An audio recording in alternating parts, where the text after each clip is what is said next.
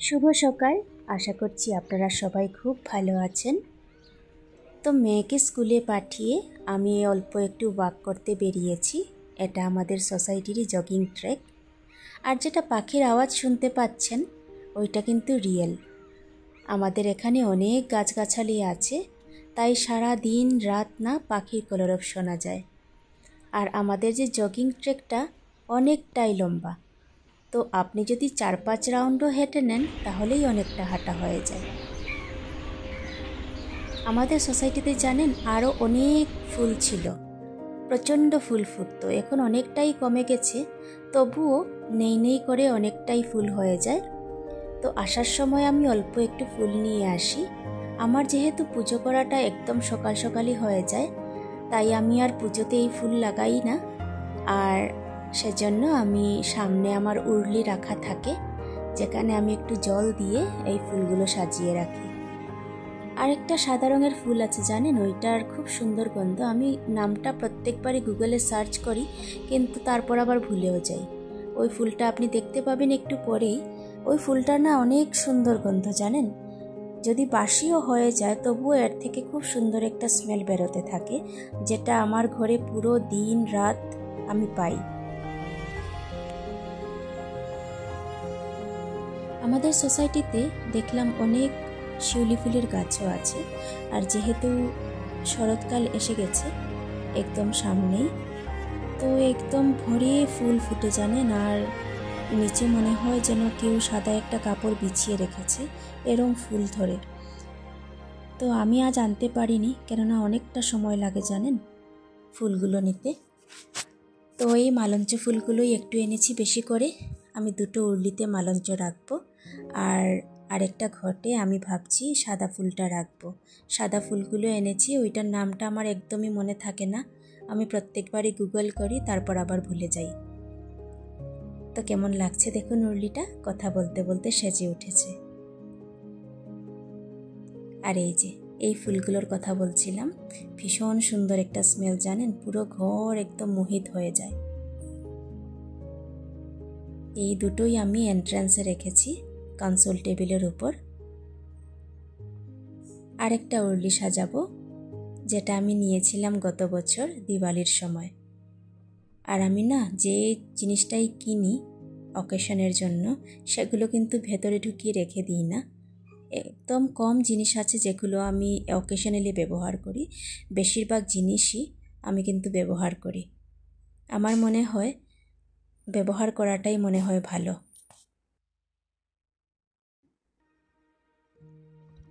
আজ আবার লাঞ্চের পরে একটু বেরোতে হবে।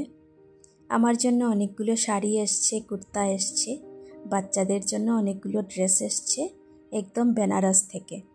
তো সেগুলো তো আর রাখা যায় না ঘরে, শাড়িগুলোর ব্লাউজ বানাতে হবে। পুজো একদমই এসে গেছে সামনে।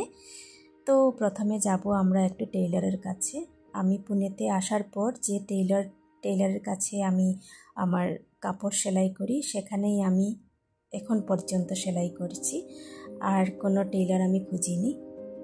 তো প্রথমে যাব আমি একটু টেইলরের কাছে, তারপর একটা বার্থডে পার্টি আছে আজকে সন্ধ্যের সময়ই, সেটার জন্য একটা গিফট কিনতে হবে। তো আসুন। আজকে লাঞ্চে হয়েছে আমাদের পোলাও, মটন কষা আর লোটে মাছের ভাজা। এখানে এই মাছটাকে বোম্বিল বলে। তো আমরা বেরিয়ে পড়েছি লাঞ্চ সেরে। আজকে আর রেস্ট নেওয়া হয়নি দুপুরে খাবার পর। বাচ্চাদেরও আজ ঘুমোতে দেইনি, কেননা বাচ্চারা ঘুমোলে পরে অনেক টাইম লেগে যায় এদেরকে আবার ঘুম থেকে তুলে রেডি করতে। তো একসাথে আমরা বেরিয়ে পড়েছি। প্রথমে যাব টেইলরের কাছে, তো সেখান থেকে আমরা সোজা চলে যাব মলে। আজকে বার্থডে পার্টির জন্য একটা কিছু গিফট নিতে হবে। 9-10 বছরের ছেলে। আর দেখি আমাদের জন্য পুজো তো এসে গেছে, আরও কিছু যদি পাই। পুজোর তো কেনাকাটা শেষ হয় না। তো চলুন, আমাদের ঘরের পাশেই 2টো মল আছে, একটা হলো সিজনস মল আর একটা হলো এমানোরা মল। আমরা সবসময় সিজনস মলেই যাই, কেননা ওইখানে অনেকগুলো শপ আছে আর সব কিছু এক জায়গায় পাওয়া যায়। আর মলে গেলে না জানি মানে কত যে সময় লেগে যায় নিজেই ঠিক করতে পারি না, কেননা ওইখানে বাচ্চাদের খেলাধুলার জন্য অনেক কিছু আছে। গাড়ি চালানো থেকে ট্রেন চালানো থেকে শুরু করে ওগুলোর আর শেষ নেই। আর আমরাও কিছু সময় হাঁটতে হাঁটতে যখন টায়ার্ড হয়ে যাই তখন মনে হয় এক কাপ কফি খাই। তো এগুলো করতে করতেই সময় চলে যায়, কিন্তু আজ আর বেশি সময় নেওয়া যাবে না। শপিংগুলো তাড়াতাড়ি শেষ করে আবার আসতে হবে বার্থডে পার্টির জন্য। তো আমি টেইলরের কাছে দিয়ে দিয়েছি আমার যেগুলো সেলাই করানোর আছে। আর এখানে এসে গেছি, এই যে দেখতে পাচ্ছেন এই মলটা, সেটা হলো এমানোরা। সেখানে আমরা বিশেষ যাওয়া হয় না আমাদের, কেননা আমাদের যেগুলো দরকারি জিনিস সেগুলো সবই সিজনস মলে পাই। তো সিজনস মলে চলুন যাওয়া যাক। এই যে এই পাশটাতেই আবার সিজনস মল, মানে রাস্তার এ পিঠে একটা আরেক পিঠে আরেকটা। তো আমাদের শপিং শেষ হলো, সব কিছুই নিয়ে নিয়েছি। আর আমার জন্য কালার বার থেকে কিছু কসমেটিক্স নিলাম। এই ব্লগটা আপনাদের কেমন লাগলো একটু জানাবেন, আর প্লিজ সাবস্ক্রাইব করবেন আমার চ্যানেলটি।